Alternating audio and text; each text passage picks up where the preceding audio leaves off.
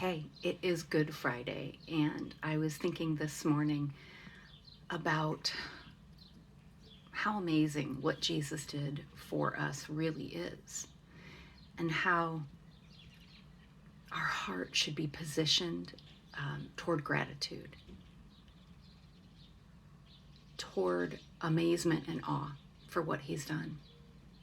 But I was also thinking that the grace that He's extended, the mercy that He's given us, doesn't mean that we get to live any way we want. And for me, this really was made clear in the story of Rahab in the Bible.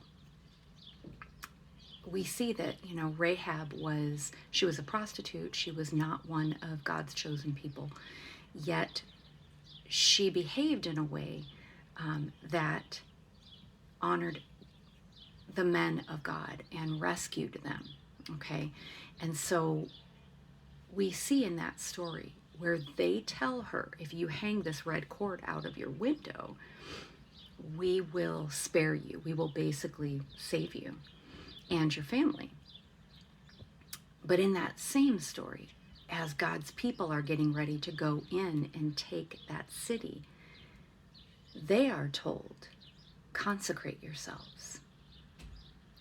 And that's really this tension that we all live in the world, that we get to come to Him exactly like we are. We don't have to be good enough. It's not based on how we behave, right? It's just His grace. It's just His mercy that beckons us to come. And He receives us, and He loves us, and He rescues us.